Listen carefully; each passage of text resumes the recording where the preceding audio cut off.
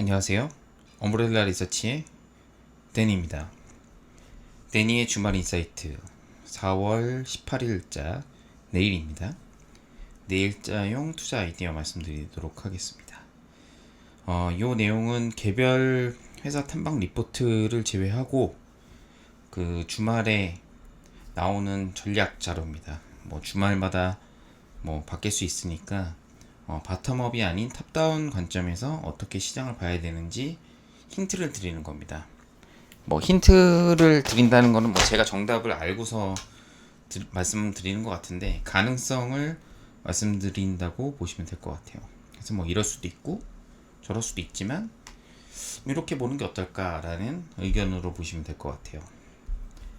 네, 투자 전략의 큰 그림은 지수보다는 개별 종목장입니다. 지수는 많이 빠졌지만 왜 지수가 오르지 않는지 말씀을 드릴게요.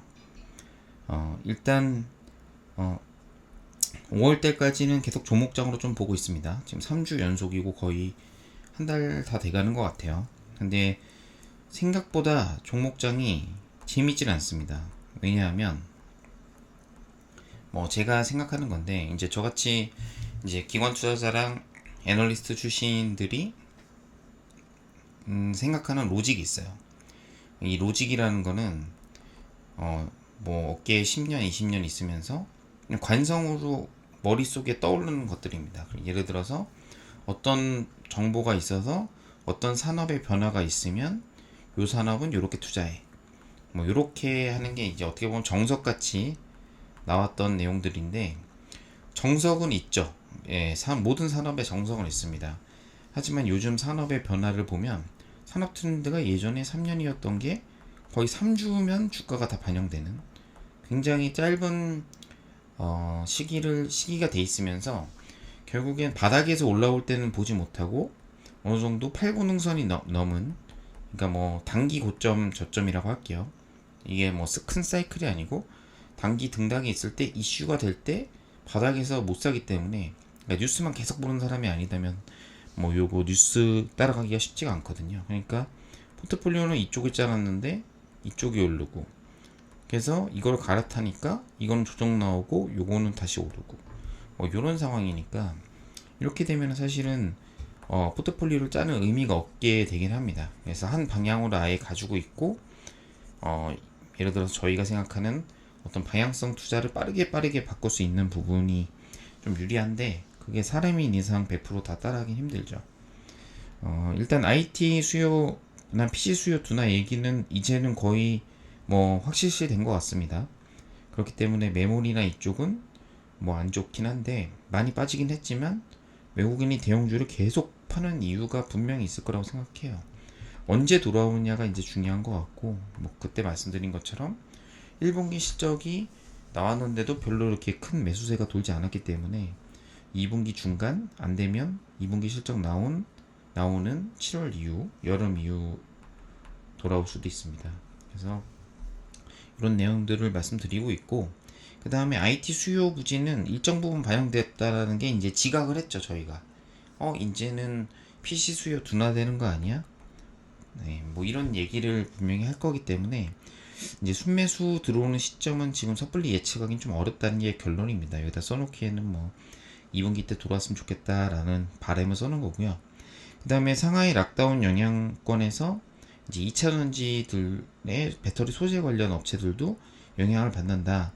이런 얘기가 나오고 있습니다. 근데 이것보다는 2차전지는 가격 전가가 가능하다는 게 좀 더 큰 것 같아요. 그래서 주말에 뉴스 나온 게 이제 양극재 플러스 25% 상승. 요거는 에코프로 BM은 모르겠지만 LNF는 계속 그 가격 증가가 가능하다고 얘기를 여러 번 했기 때문에 시장이 큰 호재는 아닙니다. 개인들이 좋아하면 좀 올라갈 수도 있겠죠. 여하튼 IT의 부진한 수요 때문에 한국은 결국 시크리컬보다는 IT 위주의 회사로 바뀌었잖아요. 2차전지도 IT라고 보면. 그래서 월풀 실적들이나 이런 것 때문에 가전 수요 반등 여부가 어느 정도 확인한다 라고 보시면 될 것 같아요. 일단 대형주에 가장 큰 영향을 끼쳤던 거는 애플과 밸류 체인입니다. 뒤에서 다시 한번 말씀드리겠지만 이런 부분이 있고 그다음에 매크로 이벤트 중에서는 5월 10일, 13일 아직 한 달 조금 안 남았는데 뭐 미국이 아세안 10개국 정상회담을 한다고 해요. 뭐 이럴 때 한국이 갑자기 정치적으로 변해서 제2의 사드를 하거나 이러면은 안 되기 때문에 그 앞뒤로 이런 가능성이 있는지 여부를 염두에 두시고 이제 뉴스를 좀 보시면 될 것 같습니다. 뭐 당장 나온다는 게 아닙니다. 일단 지금 그때 건설주 말씀드렸는데 퀀트로 보니까 건설주가 많이 눌렸다가 지금 지난주에 바텀아웃하고 그다음에 2주차로 이제 반등이 나오고 있어요. 아마 대형주 섹터에서는 뭐 먼저 조정을 받았기 때문에 이쪽으로 순환매가 돌지 않을까 생각을 하는데, 왜냐하면 원자재 대란으로 하청업체랑 원청업체 간에 이제 이게 가격 정가 조항이 지금 많이 없었던 것 같아요. 이러니까 하청업체가 하면 할수록 손해니까 당연히 공사 진행을 안 하게 되고, 요거는 그때 제가 한 2주 전에 말씀드렸는데 대형 건설사 위주의 영향이 클 거다. 그리고 건자재 업체도 좋게 봤지만 어떻게 보면 수요 큐가 증가하고 이게 건설이 돼야 이게 가는 거잖아요. 뭐 이런 게 되지 않는다면 단기간에 오히려 건설주는 빠질 수가 있다라고 말씀을 드렸는데, 일단은 지금 납품 단가 연동제에 검토를 착수했습니다. 왜냐하면 지금 갈등이 좀 커지고 있기 때문에 정부가 어느 정도 중재를 해야 되는 상황이거든요. 이런 내용이 나왔다는 것 자체가 일단 가격 정가가 안 된다는 거에 대한 주가에는 어느 정도 녹아 있다라고 좀 보시면 될 것 같아요. 뭐 선반영이죠, 말 그대로. 그러니까 이제 좋은 악재 뉴스는 다 나왔다라고 보면 될 것 같아요. 원가 오른 거 다 알고 있고, 그다음에 진행률 안 되는 거 다 알고 있기 때문에, 그래서 지난주에 뭐 이화공영이나 뭐 이런 종목들이 좀 튄 것 같아요. 그 다음에 배터리 소재 방금 말씀드린 중국산 수입이 80%가 되어 있는데, 봉쇄 도시가 들어가면 생산에 차질이 있다. 이게 가격 정가랑 생산 차질은 또 다른 문제입니다. 가격 정가가 2차전지 뉴스 나왔는데 이제 뉴스가 이미 나왔고, 요거를 먼저 선 반영해서 주가가 올랐죠.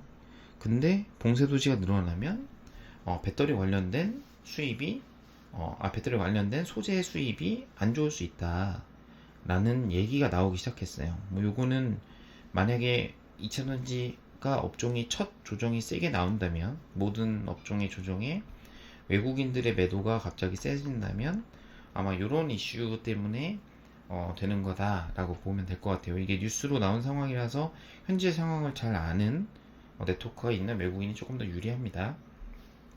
그래서 전략은 결국엔 뭐 계속 되는 거죠. 지금 3주째 계속 말씀드리고 있는데 단기 모멘텀과 정책 모멘텀으로 왔다 갔다 하는 거예요. 그래서 힘들다라고 하시면, 왜냐면 이게 신경을 많이 쓰고 신경을 곤두세운 채 이제 주식시장에 임해야 되기 때문에 이게 쉽지가 않습니다. 그래서 일단 뒤에서 한번 퀀트 모델의 말씀을 드리겠지만, 성장주와 시크리컬이 다이버전스 됐어요. 이게 뭐냐면 성장주는 빠지고 시크리컬은 다시 오르는 그런 모습이 나왔습니다. 그래서 일단은 저 PBR 여부 종목을 내가 갖고 있나, 뭐 이런 거를 한 번 더 봐야 될 것 같아요. 뭐 LS, GS, 세아 제강 지주, 포스코 홀딩스, 세아베스틸 지주 같이 저 PBR 종목들이 이제 아무래도 성과가 좀 좋은 구간으로 들어갈 수밖에 없다라고 생각이 되고 있고요. 세아제강 같은 경우에는 국내 판가 전이는 이제 수요나 이런 것들 때문에 이제 전이가 실패했는데, 미국 관광 수요가 회복되면서 전체 매출의 한 50%가 수출이거든요. 리그 어카운트, 그러니까 뭐 예를 들어서 2013, 14년도에 많이 했었던 그 쉐일 오일을 까는 이렇게 파내는 이런 유정 같은데 이런 쪽에 들어가는 강관을 얘기하는 겁니다. 그래서 수익성이 일단 수출 때문에 개선이 된다고 하는 거고, 그 다음에 1분기 실적도 잘 나왔죠. 그 다음에 가격 상승과 원달러 환율 상승 수혜다. 요거는 맞는 얘기입니다.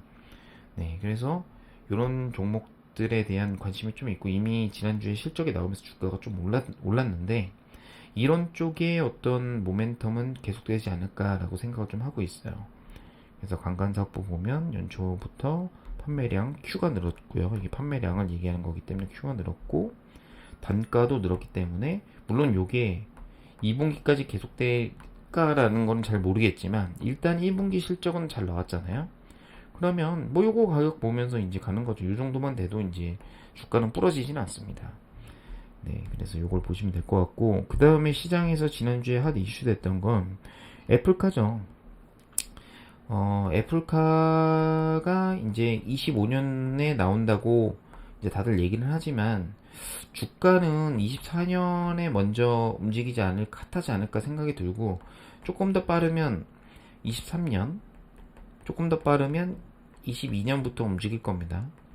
그래서 이렇게 먼저 선반영하고 나올 것 같거든요. 제가 볼 때는 어떤 성장이 없어지는 이런 제조업 국면으로 들어갈 때 결국 A사, 애플 모멘텀이 없으면 주가가 안 되는 이런 상황으로 갈 수도 있습니다.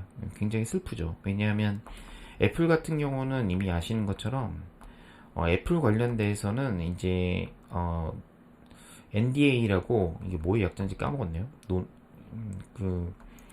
일단 그 애플과 그 다음에 계약 구매 담당자, 그 다음에 회사가 아예 NDA를 맺습니다. 요게 이제 논 디스클로저 어그리먼트네요. 근데 이게 결국엔 자기 회사 이름을 얘기할 경우에 계약금 뭐 200억에 뭐 수주 200억이죠. 200억에 3배를 보상한다. 뭐 이런 조항들이 있어요. 그러면 무슨 얘기냐? 뉴스가 나온 거는 뇌피셜 한 50%에 팩트 50%라는 거죠. 이게 한국 사회이기 때문에 저희가 아무리 숨겨도 학연, 지연, 혈연, 아파트 연까지 다 해서 소문을 듣게 됩니다. 그러면 한국 사람은 부지런하기 때문에 굉장히 정보의 교류가 빠르죠. 그러면 뇌피셜을 100% 정도 이게 분명히 들어간다 100%라고 들었어도 사실은 거짓을 섞어서 씁니다. 섞어서. 왜 그러냐? 소송당하지 않으려고 그래요.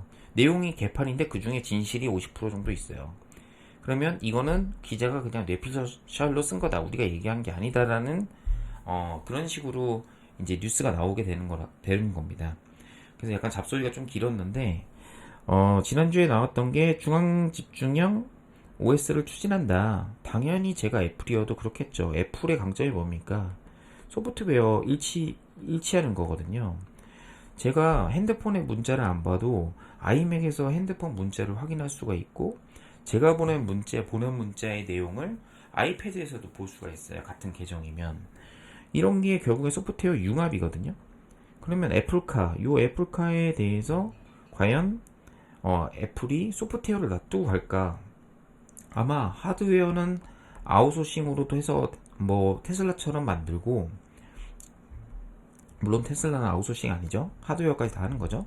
소프트웨어는 우리가 핸드폰 기반의 유저들을 어떻게 보면 편의성을 좀 더 제공하면 애플카가 조금 더 선호도가 높은, 그러니까 사람들이 팬시하게 느낄 수 있다는 거죠.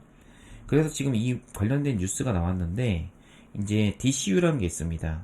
이제 하나의 도메인 컨트롤 유닛이라고 하는 건데, 이제 테슬라처럼 어떤 하나의 컨트롤 패널이나 이제 컨트롤 유닛을 이용해서 중앙 집중력 아키텍처를 하겠다.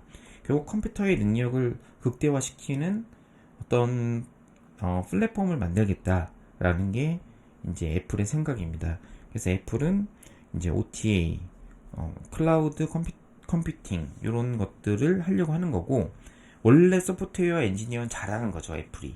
그럼 애플이 왜 한국에 왔냐? 한국은 이 DCU 중에서 인포테인먼트, 모터 제어, 센서가 있는데, 뭐 모터 제어야 어차피 뭐 발레오나 아니면 어떤 글로벌 그 부품사들이 있죠. 예, 부품사들을 이용할 것 같고, 인포테인먼트도 사실은 한국이 핸드폰이 발달한 거지 차량용 인포테인먼트가 발달한 게 아닙니다. 요거는 자체 OS를 가져갈 거라고 저는 생각하고 있어요. 당연한 얘기겠죠. 구글도 지금 구글 OS가 다른 차에 많이 들어가거든요. 그럼 애플이 다 만들어 놓고 나중에 뭐 공유해 주던지. 근데 이제 아마 차랑 같이 끼워 팔면 더 이익이 극대화되기 때문에 그런 전략을 쓸 거라고 좀 보고 있습니다.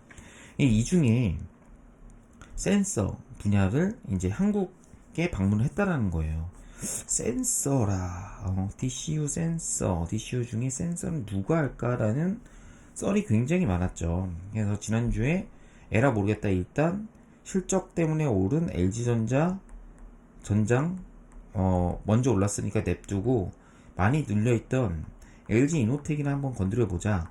뭐 이런 거죠. 그래서 제가 실시간으로 외국인들의 어떤 비중이 하고 이런 것들을 보내드렸는데 저점 매수가 할 수 있는 상황이었습니다. 지난주 목요일날. 그래서 주가가 이미 한번 슈팅을 했고 이런 애플 같은 경우에는 자체 AP를 설계하고 통합형 OS를 채택할 거기 때문에 한국에 있어서는 결국 하드웨어 업체만 필요한 거죠. 좀 안타깝죠, 하드웨어. 근데 애플이 누굽니까? 애플이 하드웨어를 할 때 자기네들의 압도적인 플랫폼에서 돈을 벌기 때문에 30% 이상의 오피 마진을 보장을 해줍니다. 요게 좀 큰 거죠. 이것 때문에 LG 이노텍이 먹고 산 거고, 결국엔 이런 업체들이 뭐가 있을까라는 뇌피셜이는 종목이 요런 게 있었고, 그 다음에 후공정 장비 얘기가 나오니까 이제 반도체 후공정 장비 중에 한미반도체가 얘네가 들어가는 거 아니야? 이런 뇌피셜이 발생이 된 거죠. 네, 그 다음에 자화전제는 이제 오토포커싱 AFS 이쪽에 이미 작년 여름부터 나왔던 얘기고 투자 발표가 이미 나온 얘기인데 일단 제가 지난주에 MC넥스 갔다 왔거든요. 그래서 MC넥스의 상세한 내용들은 또 요거랑 또 연동이 좀 있습니다. 근데 MC넥스도 자율주행 쪽에 카메라 모듈을 하거든요. 그러니까 자화전자도 뭐 카메라 모듈에 들어가는 AFS를 애플 벤더가 되면은 할 수도 있는 겁니다. 그래서 뭐 제가 볼 때는 뭐 요런 종목들 군에 일단 썰이 있다. 뭐 누구든지 100% 알 수는 없는 거다. 애널이 A사 어쩌고저쩌고 자기가 들었다 이렇게 얘기하는 순간 이거는 빼도 박도 못하는 겁니다. 그래서 일단 요런 이슈들이 지금 이런 이슈로만 이제 주가가 움직이는 거죠. 사실은 뭐 물론 펀더멘탈을 바꿀 수 있는 큰 이슈입니다. 이슈지만 뭐 단기적으로 실적이 찍히는 건 아니기 때문에 저희가 계속 관심 있게 봐야 되는 키워드일 것 같다라고 해서 한번 언급을 했고요.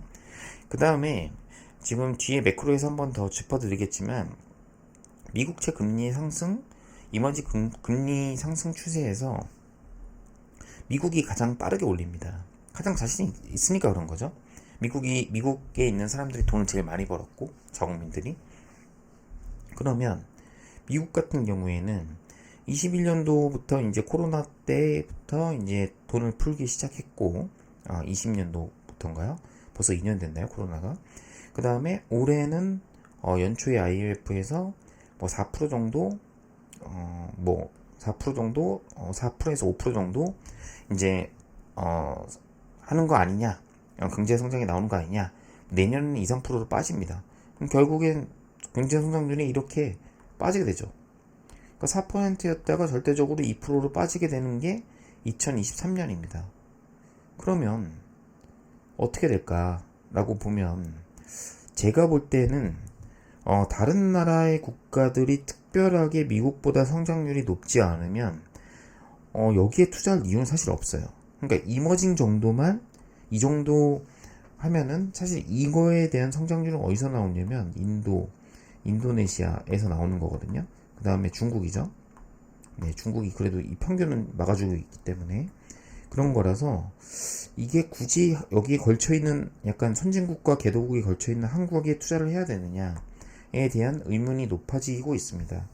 이게 아마 외국인들이 지금도 팔는 이유가 아닐까라고 생각을 좀 하고 있고 2022년 하반기부터 그다음 내년도까지는 조금 더 장이 어려워지지 않을까라고 생각을 좀 하고 있어요. 이건 개인적인 생각입니다. 그래서 이런 내용이 미국 위주의 경제 성장 전략, 그러니까 US 달러만 강해지고, 그러니까 그러면 예를 들어서 금리가 미국이 올해 말 3%까지 올리고, 만약에 유럽 같은 경우에는 사실 못 따라오겠죠, 2%. 근데 이 US 달러가 강세로 가고 있어요. 왜냐? 이렇게 해야 미국이 소비 물가가 제한이 되거든요. 이게 무슨 얘기냐면 유로화나 그 다음에 엔화 이런 쪽에 엔화 약세를 유도를 하고 달러가 강세가 돼야 인플레이션에 미국이 안전합니다. 그러면 미국이 금리도 빨리 오르고 달러도 강세되면서 인플레이션 해지도 되니까 가장 좋은 거죠. 그래서 미국 주식만 좋아지는 국면으로 가게 됩니다. 그래서 사실은 좀 전반적인 큰 매크로 상황에서는 2021년, 22년에 20년, 21년이죠. 21년 파티는 어느 정도 끝났다. 파티장 입구에서 저희가 지금 언제 끝나자마자 바로 나갈 준비를 좀 해야 된다라고 얘기하시는 분들이 있습니다. 뭐 이렇게 보시는 게 이제 어떤 자산가 분들이 또 이런 아이디어를 말씀해 주셨는데 제가 세부적인 데이터를 좀 보여드린 겁니다. 그 다음에 지금 시장에서 키워드 되고 있는 거는 이제 에그플레이션이죠. 농산물 가격이 급등했다. 제가 아까 뉴스를 하다가 빼먹었는데 여기 뉴스가 안 올라와 있네요. 제가 채널에는 올려드렸습니다. 거기에 보시면은 밥상 물가가 2배 올랐다라는 거예요. 네, 저희가 뭐 밥을 대충 먹어서 2배가 항상 올랐다 이렇게 느껴지지 않습니다만 생각해보면 음식 가격이 엄청나게 올랐죠. 예전에 12,000원 하면 좀 비싸다는 생각이 들었는데 요즘에 막 2만원 합니다. 도시락 괜찮은 것들. 네, 뭐 미친 물가죠. 2만원이면 그냥 미국이 쌉니다. 오히려 미국 계신 분들 꼭 알려주십시오. 지금 에그플레이션 시대로 갑자기 센티멘트가 좀 돌았습니다. 그러면서 농업과 인플레이션 시대다.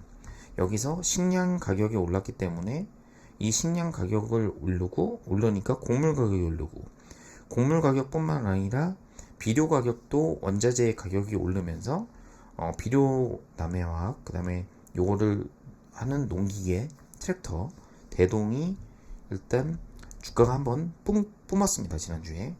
그래서 이게 과연 초입이냐 아니면 이게 상승 추세 기조가 되냐라는 거는 저는 잘 모르겠어요. 회사 미팅을 해본 적이 없기 때문에. 일단은 남해화학 같은 경우 1분기 시장 컨센서스보다 훨씬 더 큰 내용들을 모 애널리스트 분이 자료를 돌리셨기 때문에 이쪽에 관심이 많은 것 같고요. 사실 이게 남해화학이 추세적으로 오른 적이 별로 없었어요. 옛날 빼고.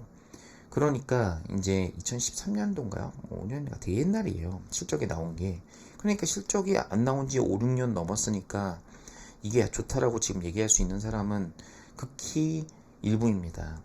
그러니까 이런 얘기가 나오니까 결국 비료 오르고 곡물 오르고 그러면 이제 어떤 얘기가 나오냐? 닭고기 가격, 돼지고기 가격 상승되는 거 아니냐? 네. 뭐 이런 얘기가 나오는 거죠. 그러면서 어떻게 됐냐면 뭐 이지바이오, 선진, 옵티팜, 팜스토리, 팜스코 뭐 이런 것들도 같이 오르기 시작했습니다.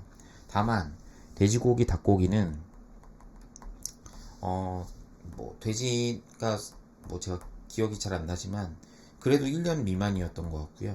닭고기는 3개월이면 다 크거든요. 네, 이렇게 해서 이제 공급의 주기가 짧다. 그래서 가격이 급증하면 공급이 보통은 이렇게 뭐 공장을 지어야 되고 이러면 천천히 올라옵니다. 보통 이게 2, 3년 걸리죠. 화학 같은 경우, 제조 같은 경우에. 근데 닭고기 생물자원 이런 것들은 사이클이 좀 짧아요. 씨암탉 이런 거 사와가지고 빨리 막 돌리고 하면은 3개월이면 나옵니다. 그래서 가격이 2달 이상 이렇게 오른 적은 사실 없었어요. 근데 지금 좀 다른 시대다 라는 걸 좀 보여드리고 싶어요. 그래서 이게 모든 커머니티의 가격인데 지금 이렇게 올랐죠. 이게 인플레이션 시대로 우려하는 게 아니라 인플레이션 시대에 사는 겁니다. 저희가 인플레이션 시대에 살고 있는 거를 자각하자. 왜 자산가들이 부동산을 안 팔고 계속 해치 수단으로 가지고 있는지에 대해서 고민을 좀 해봐야 됩니다. 그 다음에 요거는 이제 Other Animal Food Manufacturing 이렇게 돼서 일단 PPI 생산자 물가 지수 중에서 애니멀 푸드 이제 요 관련된 내용이죠. 이제 저희가 피드라고 하는데 피드 가격이 이렇게 올라갑니다. 그럼 결국엔 곡물 가격 오르고 일단 원재료 올라가면 이제 사료 가격이 올라가면 결국엔 뭐 돼지나 소나 닭이나 가격은 다 올라야겠죠. 네, 요 내용을 좀 보여드리려고 한 거고요. 그 다음에 뭐 이것도 비슷한 내용입니다. 이것도 비슷하고요.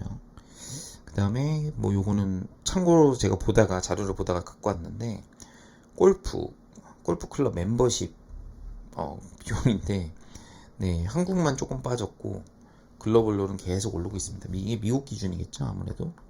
네, 미국 페드에서 제공하는 거기 때문에. 그래서 제가 볼 때는 이런 내용들을 보니까 이제 자산을 갖고 있는 사람이 오히려 금리 인상 사이클에 유리할 수도 있겠다 이런 생각이 좀 들어요. 왜냐하면 자산을 갖고 있지 않은 사람은 금리가 원래는 올라가면 할인율이 올라가면서 채권이나 이런 것들은 죽어나고 그 다음에 원래 달러가 강세가 되면 이론적으로는 커머디티들 이런 것들이 눌려야 되는데 상승이 눌려야 되는데 달러 강세가임에도 불구하고 원자재 가격이 강하게 올라가고 있어요. 이 얘기는 뭐냐면 결국엔 지금 인플레이션 시대로 간다는 얘기입니다. 미국이 미국 위주의 드라이브를 걸고 있고 네. 그래서 미국 쪽 보면은 건설 경기가 또 괜찮다고 하네요. 건설 경기 좋을 수밖에 없죠. 네. 거의 뭐 10년 내내 오른 건가요? 2001년부터. 그래서 미국 건설기계 시장이 7% 성장하는데 앞으로 5년 평균 3% 성장한다. 사실 이거 보고 주가가 오른 거는 아닌 것 같아요. 누가 이거 보고 주식 사고 싶겠습니까? 올해가 피크 아니야 이러는데. 일단 근데 캐터필라가 4월 28일 날 저희가 지금 뭐 지금 아직도 2주 정도 남았죠. 2주 조금 안 남았는데 미국 이제 캐터필라에서 이제 이런 게 좋으면서 여기에다가 이제 이제 굴삭기 슈나 이런 것들을 납품하는 진성 TC가 조금 기관 쪽에서 얘기가 나오고 있습니다. 그래서 이런 밸류 체인들은 좀 특이하게 움직이는 것 같고 퀀투 모델에도 굉장히 기관이 두산 밖에서 강하게 샀어요. 그래서 이런 쪽으로 이제 가는 거죠. 이제 이것도 보면 어떻게 보면은 그냥 온리 미국 쪽 바라보면서 해야 되는 겁니다. 지금 글로벌 매크로나 아니면 이런 거에 중심에 미국이 있기 때문에 이런 쪽 익스포저 있는 회사들이 좋겠죠. 미국 회사 CM을 산 이제 CM이라는 게 이제 컨스트럭션 매니지먼트인데 한미글로벌 퀀트 사모펀드 퀀트 자료에 한번 언급을 지난주에 한 적이 있습니다. 그래서 한미글로벌 얘기가 나올 수밖에 없습니다. 그 다음에 뭐 다른 내용들은 이미 지난주에 했던 내용이라 쭉쭉 넘어갈게요. 뭐 이번 주에는 제가 MCNX를 갔다 와서 뭐 이런 내용들을 해드렸고 뭐 전문 투자자 그러니까 투자에 대해서 애널리스트 보고서만 보셔도 내가 일정 부분 투자 의견을 가질 수 있는 전문 투자자 분들만 이해를 쉽게 하실 수 있을 것 같습니다. 네, 그래서 컨트롤 시장 읽기 주간 요약 자료를 보면서 제가 어느 정도 전략적인 부분도 말씀을 좀 드렸고요. 그 다음에 이런 내용들 지금 제가 하나하나 더 말씀드리도록 하겠습니다. 이게 말 그대로 퀀트가 얘기하는 것들을 말씀드린 거기 때문에 이게 뭐 매크로나 아니면 제가 정성적으로 생각하는 부분하고 좀 안 맞을 수 있어요. 지금 보면 코스피 코스닥 지수 플레이는 좀 쉽지는 않은 모양입니다. 고점을 찍고 지금 내려왔고요. 3개월 그 3개월 고점을 터치 딱 하고 코스닥은 바로 꺾였고 코스피는 그 전에 조정을 좀 받았습니다. 바닥 대비 회복률이 많이 올라왔기 때문이죠. 이 정도면은 1차 회복은 그러니까 2차 회복까지는 어느 정도 끝났다. 물론 주식을 없으시다가 만약에 주식 바닥에서 그러니까 1월, 2월 중순 뭐 요때 주식을 많이 사셔서 한 분 아니면은 사실 수익 내기가 굉장히 어려웠던 장이다 라는 거고요. 좀 특이한 거는 나스닥과 코스닥이 연초 대비 수익률 갭입니다. 나스닥이 코스닥보다 훨씬 안 좋아요. 물론 금리 인상 이슈가 있다고는 하지만 지금 미국 경기 회복, 그 다음에 미국의 국채금리 상승, 미국 위주의 금리 상승, 달러 강세 이런 게 있는데 요 모든 매크로 환경이 나스닥에는 우호적이지 않은 것 같아요. 그러면 외국인들이 지금 계속 팔고 있는 코스닥 같은 경우에는 2차 전지 빼고는 사실 버티는 게 별로 없죠. 보세요. 바이오 네거티브 전략 볼까요? 바이오 지금 뭐 누가 큰 시총을 많이 들고 있겠습니까? 그냥 기관 투자자니까 들고 가는 거겠죠. 바이오 없죠. IT 뭐 물론 일부분 IT 종목들 괜찮습니다. 근데 시총 상위주가 아니에요. 그럼 2차 전지. 네. 2차 전지가 지금 빠지면 결국 코스닥도 같이 빠진다 보시면 될 것 같아요. 그래서 어쨌든 지금 나스닥이 올라오던 코스닥이 올라오던 키 맞추기가 조금 필요하다라는 부분이고, 일단 코스닥이 한번 3개월 고점을 찍었기 때문에 어느 정도 주식 차익 실현이 나오지 않을까. 그래서 주식 비중이 100%이신 분들은 바닥에서 올라왔을 때 좀 먹으셨다면 주식 비중을 7, 80, 뭐, 요 정도 20%포인트 미만 이상 낮추는 게 좋지 않을까라는 이제 퀀트적인 생각입니다. 그 다음에 바이오와 반도체 상대 강도인데, 바이오도 점프하고 있고 밑으로 반도체도 이렇게 나가고 있습니다. 요거는 SK 하이닉스 얘기고, 요거 2월 3월에 계속 닉스가 이상해요. 닉스 왜 이럴까요?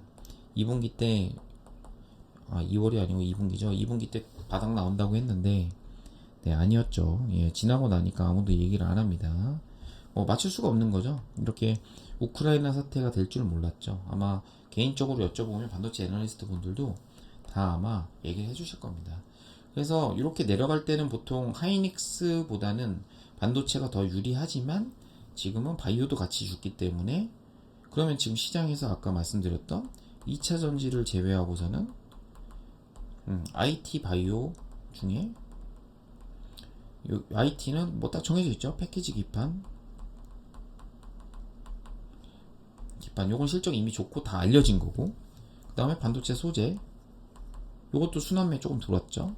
소재 요정도, 요정도입니다. 뭐 폴더블 제가 업데이트는 계속 하고 있지만 뭐 거의 5월부터 이제 들어가기 때문에 생산이 뭐 얘기는 지금쯤이면 뭐 나올 수는 있겠네요. 근데 이제 파인테크닉스가 제일 이제 이쪽에서 가장 그 사람들이 선호하는 종목인데, 이제 인적 불안한다고 하면서 약간 주가가 먼저 선 반영된 느낌. 어쨌든 그 반도체 하락 사이클 일부 초입이 아니죠. 3주인데. 예.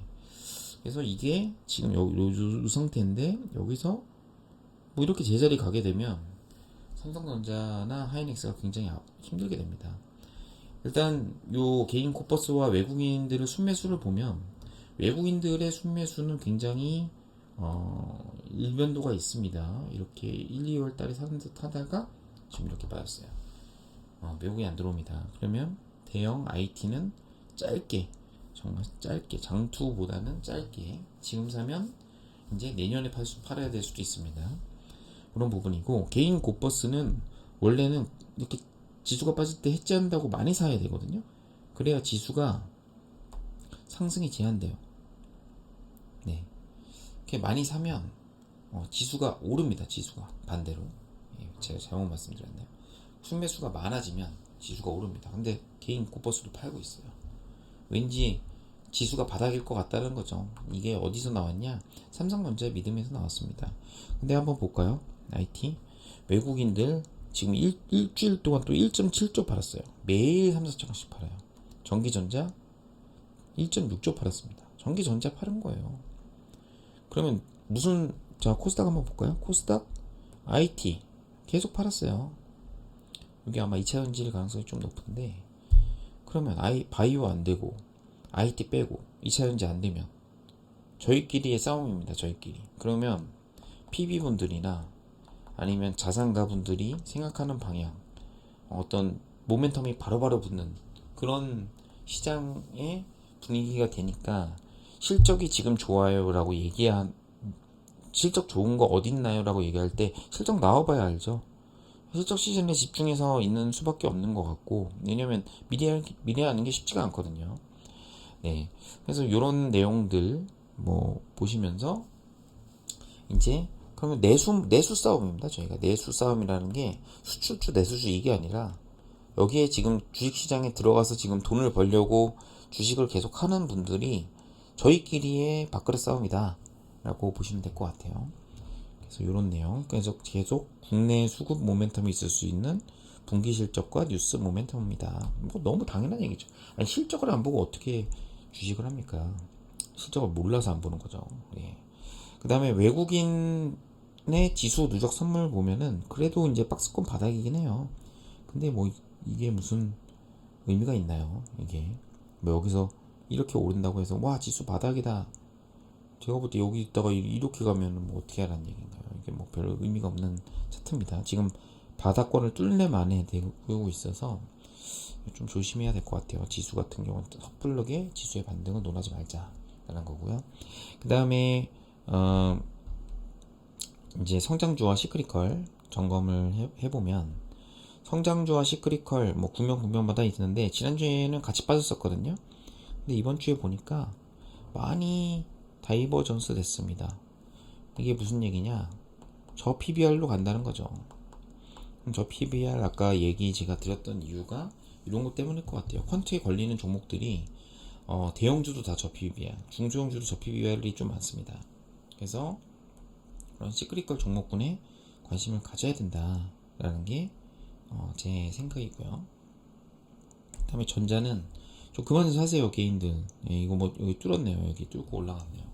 내려오지 않는 거 보니까 차트가 좀 꺾 잘렸는데 계속 사는 만큼 계속 빠집니다. 전자는. 네, 삼성전자가 제일 안정적이죠. 이거 뭐 20년 동안 장기 투자해라만 이런 유튜버의 현인들이 많으셔가지고 이거 보시면서 이제 계속 장기 투자하시면 됩니다. 네, 외국인들 보면은 안 들어올 것 같죠. 네, 단기에는 쉽지 않습니다. 네, 안 파면서 타다가 더 팔죠.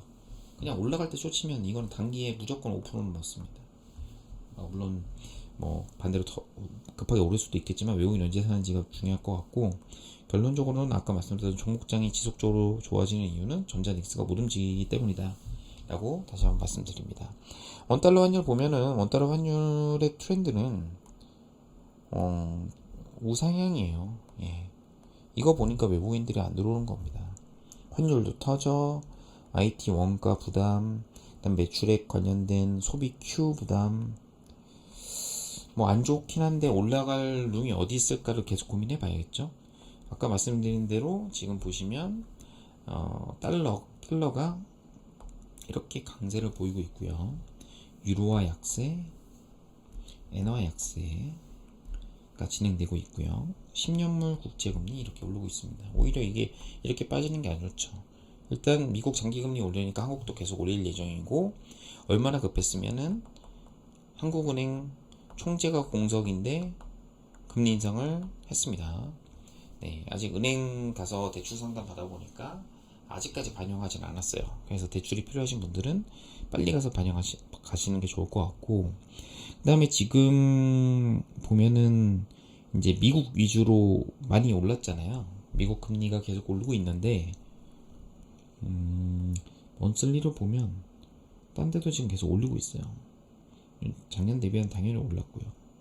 네, 그래서 브라질 같은 경우가 선제적으로 금리를 많이 올리고 하고 있지만 어쨌든 달러 강세가 지속되면 자본 유출됩니다. 네, 이거는 어쩔 수 없는 거예요. 금리가 높아도 환에서 터지면 자산은 안 됩니다. 일단 뭐 내수에서 빠지는 돈은 좀 막을 수 있어도. 그래서 이런 종목들을 이런 금리를 좀 본 거고요. 한국 같은 경우에는 뭐 사실은 이 정도 올린 게 그렇게 많이 오른 건 아니에요. 1.26이면 뭐 이스라엘, 뭐 카타르 뭐 이런 쪽이랑 비슷한 거죠. 이머징처럼 이렇게 뭐 그리스처럼 많이 올리지 않았습니다. 멕시코처럼. 그래도 이제 저희가 펀더멘탈이 좀 있는 거죠, 한국이. 일단 커머디티 쪽 좀 보면 일단 가스가 주간으로 다시 올랐어요. 2주 연속 올랐고, LX 인터내셔널과 상관이 있는 석탄이 다시 올랐고요. 뭐 한순간도 방심할 수가 없습니다. 네,